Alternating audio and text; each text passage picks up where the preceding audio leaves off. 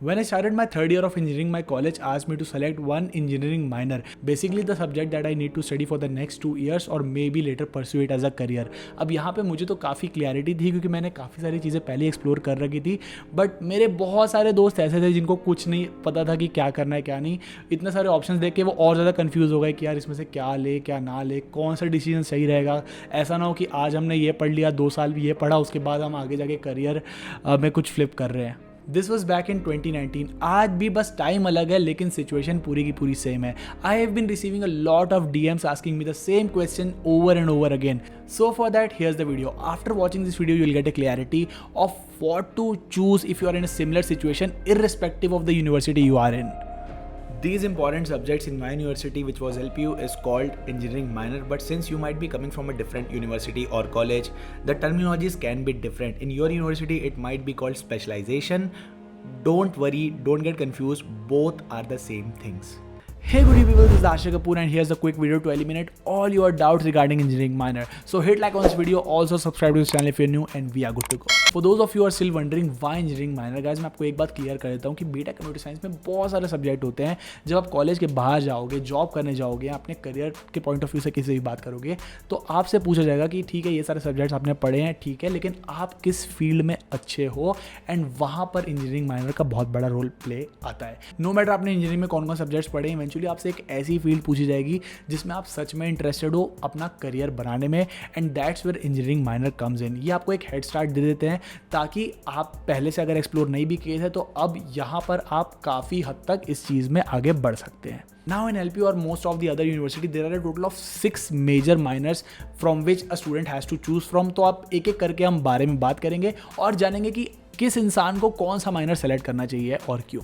The first minor that I'm going to talk about is cyber security. Guys, cyber security is preferable for those who likes networks as subject. तो अगर आपने first या second year में networks पढ़ा और आपको उसमें काफ़ी ज़्यादा इंटरेस्ट आया हो and this is something which you are looking forward to explore, आप साइबर सिक्योरिटी में भी उतना ही इंजॉय करोगे. इसके अलावा if you are someone who is a hacking enthusiast या आपको इन्फॉर्मेशन सिक्योरिटी की सेफ्टी कंसर्न्स बहुत ज़्यादा इम्पैक्ट करते हैं एंड आप चाहते हो आप उसी में अपना करियर एक्सप्लोर करो, then you should definitely choose cyber security as your career option. अगर हम करियर पॉइंट ऑफ व्यू से बात करें तो साइबर सिक्योरिटी में opportunities are endless. The next minor that I am gonna talk about is machine learning. Machine learning सबसे ज़्यादा talked और हाइप्ड फील्ड थी हमारे टाइम पे. इवन आज भी एक ऐसी फील्ड है जिसकी पोलिंग खुलते ही सीट्स फिल हो जाती थी. Anyway, coming to the point, machine learning is for those who are good at mathematics, especially calculus, probability and statistics.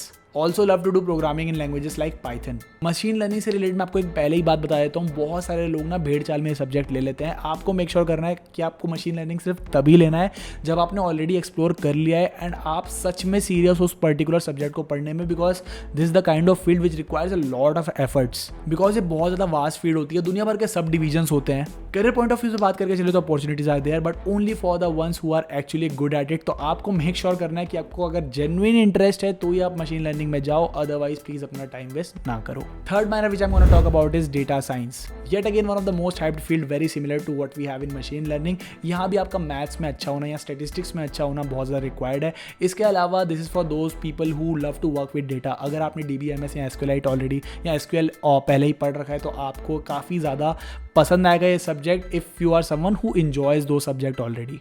Data science and machine learning goes hand in hand with each other, so मेहनत यहाँ पे भी equal है. Data science की अगर career point of view से बात करके चले तो अगेन बहुत अच्छी फील्ड है, काफ़ी लुक्रेटिव है, बट मेक श्योर कि आप अपने ग्रेजुएशन के बाद मास्टर्स भी परसू करें या तो रिसर्च पेपर वगैरह पब्लिश करें इसी पर्टिकुलर फील्ड पे. डेटा साइंस से रिलेटेड कुछ होना चाहिए क्योंकि ऐसे लोगों को डेटा साइंस में बहुत ज़्यादा एडवांटेज मिलती है throughout their career. The next minor that we have on the list is IoT और इंटरनेट ऑफ थिंग्स. अगर आपको इलेक्ट्रॉनिक्स में इंटरेस्ट है, रोबोटिक्स में इंटरेस्ट है, आपको सर्किट्स के साथ छेड़छाड़ करने में मज़ा आता है, आपको साथ साथ प्रोग्रामिंग भी अच्छी लगती है, आपको हार्डवेयर के साथ डायरेक्टली कम्युनिकेट करने में मजा आता है, तो IoT is something which is made for you.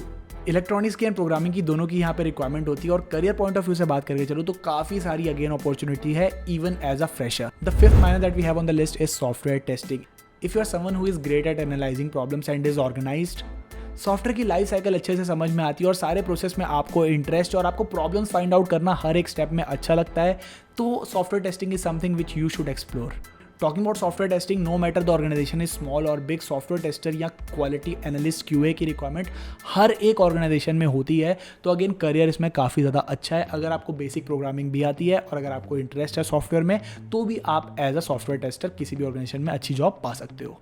The last minor that we have on the list is full stack web development. If you're someone who is really passionate about coding and loves to build real life projects in the form of websites, applications, or other software in general, then you should definitely explore this field, because when I talk about career opportunities as a full stack developer is endless. Even if you are a beginner or an intermediate level developer, still you will be able to crack few internships that will make you grow in the industry. But yes, definitely you have to put in a lot of efforts to learn so many things, because again, this is also a vast field and a lot of things to learn. One advantage that full stack web development have with respect to other minors is the placement or the opportunities you have in hand is enormous when compared with any other minor. You'll notice that most companies that will come to your universities for college placements will ask for full stack web developers. With that said, ये थे 6 minor options. अब आपका काम ये होने वाला है कि आपको बैठना है, एनालाइज करनी है चीज़ें, एंड उसके हिसाब से आपको अपने लिए एक अच्छा सा माइनर चूज़ करना है. With that said, I hope इस वीडियो में आपको बहुत सारी क्लैरिटी मिली होगी एंड मैं आपकी हेल्प कर पाऊँगा आपके लिए आपका माइनर चूज़ करने में. इसी के साथ साथ एक बात और जान लो, अगर आपने कोई ऐसा माइनर सेलेक्ट कर लिया जो लेटर आपको रियलाइज़ हो रहा है कि आपके लिए नहीं था, आप अपने करियर के टाइम पे वो चीज़ स्विच कर सकते हो. मेरे बहुत सारे फ्रेंड्स हैं जिन्होंने data science as a minor लिया था, बट आज वो फुल स्टैक डेवलपमेंट कर रहे हैं एंड वाइस वर्सा. तो ये चीज़ें बहुत नॉर्मल है. तो अगर आपने ऑलरेडी कोई चूज़ भी कर लिया है तो घबराने की कोई बात नहीं है, अभी भी चीज़ें संभल सकती है.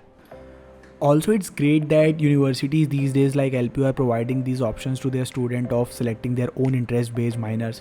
अब यूनिवर्सिटी ने तो अपना काम कर दिया, अब यहाँ पे आपको ध्यान रखना है कि आप सही माइनर चूज़ कर ले अपने लिए और आपका करियर अच्छा बनाए. Now I'll bid goodbye for this video and I'll see you in the next one. Till then, stay happy, stay blessed, goodbye.